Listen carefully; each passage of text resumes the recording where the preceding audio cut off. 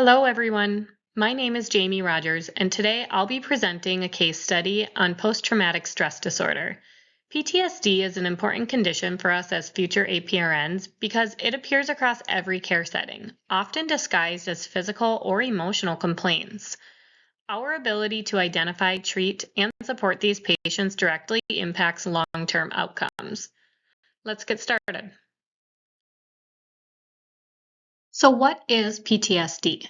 PTSD is a trauma and stressor-related psychiatric condition. It develops after exposure to a life-threatening, terrifying, or deeply distressing event. We can think of it as PTSD is a persistent trauma response that rewires the brain's stress circuits. It's triggered by actual or threatened death, serious injury, or sexual violence. It can occur through direct experience, witnessing, or repeated exposure. And you can see below here, I had mentioned some of the key signs and symptoms that a patient may present to an office with in the future that are characteristics of PTSD, including intrusive memories, avoidance, negative mood and cognition changes, and also hyperarousal symptoms. It's important to note that symptoms must persist greater than 1 month, and they must cause clinically significant distress or impairment to meet the characteristics of PTSD. Let's take a look at the pathophysiology behind PTSD. I'm not going to read over this entire slide, but you can see here under each system what it's responsible for and how it's affecting the brain and body. Essentially, PTSD occurs when trauma overactivates the amygdala, weakens the prefrontal cortex, disrupts memory circuits, and dysregulates the stress hormone system, essentially leaving the body stuck in survival mode. Let's take a look at our case study. The patient's chief complaint is, I can't sleep and I keep reliving the accident. Our patient is a 32-year-old female who presents with symptoms that began approximately 3 months after she was involved in a motor vehicle collision. She reports frequent nightmares, intrusive memories, and flashbacks of the accident. She avoids driving and specifically avoids the intersection where the crash occurred. She describes feeling constantly on edge, easily startled, and having difficulty concentrating at work. Sleep is significantly impaired, averaging only 3 to 4 hours per night with multiple awakenings. She denies suicidal or homicidal ideation, and these symptoms have been causing noticeable impairment in her daily functioning, relationships, and even her job performance. The patient's current medications include ibuprofen as needed and melatonin 5 milligrams nightly. Additionally, she has a rescue inhaler she can utilize as needed, which she reports is expired. She is not currently taking any psychiatric medications. She reports 2 allergies, penicillin, which causes a rash, and latex, which causes itching. In terms of past medical history, she has mild asthma diagnosed years ago, but no previous psychiatric diagnoses. Socially, she works as a medical assistant and lives with her husband. She does not smoke, drinks alcohol occasionally, and denies illicit drug use. She reports having a supportive family system at home. Her family history is notable for her mom having an anxiety disorder and her father having high blood pressure. She does not know her grandparents' medical history, and she is an only child. Her review of systems is significant for fatigue and poor sleep. Neurologically, she denies headaches or dizziness. Psychiatrically, she endorses anxiety, nightmares, flashbacks, avoidance behaviors, and hyperarousal. Respiratory and cardiovascular reviews are unremarkable. Gastrointestinally, she reports a decreased appetite. Musculoskeletal and skin systems are normal. Endocrine and genitourinary reviews are also unremarkable. On physical exam, the patient is alert, cooperative, and appears anxious. Her vital signs are within normal limits. Her eyes, ears, nose, throat, cardiac, respiratory, and neurological exams are all normal.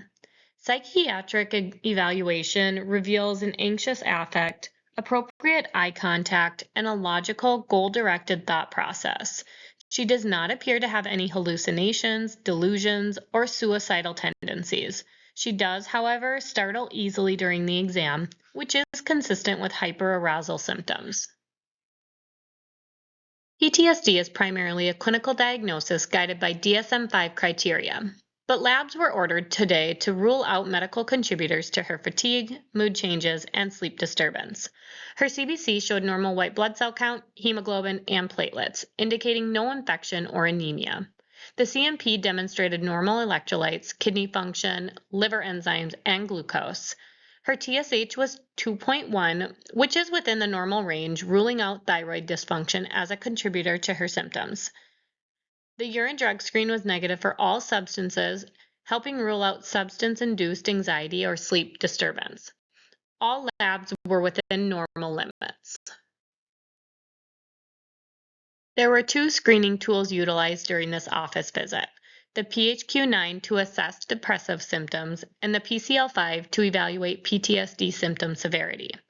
Her PHQ-9 score was 9, indicating mild depression, and her PCL-5 score was 46, which is consistent with a positive screen for PTSD. When considering differential diagnoses, several possibilities were evaluated. Acute stress disorder was considered, but her symptoms have persisted longer than 1 month, which rules it out. Generalized anxiety disorder was also considered due to her anxiety and sleep disturbance, but it does not explain her trauma-linked intrusive symptoms. Major depressive disorder was evaluated as well, but her symptoms are not dominated by pervasive low mood or anhedonia. Adjustment disorder was also considered, but it does not fully account for the severity of her trauma-related symptoms. Based on her history and symptom pattern, PTSD is the most fitting diagnosis. The patient meets full DSM-5 criteria for post-traumatic stress disorder. She experienced a traumatic event, has intrusive symptoms, engages in avoidance, demonstrates negative alterations in mood and cognition, and exhibits hyperarousal. Her symptoms have lasted longer than 1 month and are causing significant functional impairment. Additionally, through labs and screening questions, we were able to determine her symptoms are not caused by medications, drugs, or illnesses. The first-line treatment recommendation is trauma-focused psychotherapy, specifically cognitive behavioral therapy, or EMDR, which is eye movement desensitization and reprocessing. The patient is agreeable to beginning weekly therapy sessions. Medication options were discussed today, including SSRIs such as sertraline, which are evidence-based for PTSD. The patient prefers to start with therapy alone, which I think is appropriate. We will also refill her expired albuterol inhaler. Sleep hygiene strategies were reviewed, including limiting screen time before bed, maintaining consistent sleep schedules, and avoiding caffeine after noon. She currently denies suicidal ideation, but crisis resources were provided in case symptoms worsen. A follow-up appointment is scheduled in 4 weeks to reassess her progress, with instructions to return sooner if symptoms escalate. For community resources, I recommended several national supports that are accessible, evidence-based, and appropriate for individuals with PTSD. The National Center for PTSD provides comprehensive education, self-help tools, and information on evidence-based therapies. This helps the patient understand her symptoms and treatment options. SAMHSA offers a national mental health support line and a treatment locator that can connect her with trauma-focused providers in her area. Psychology Today's therapy directory allows her to find local or virtual therapists who specialize in trauma-focused CBT or EMDR. NAMI, or the National Alliance on Mental Illness, provides free peer-led support groups and education for both patients and families, which can reduce isolation and improve coping.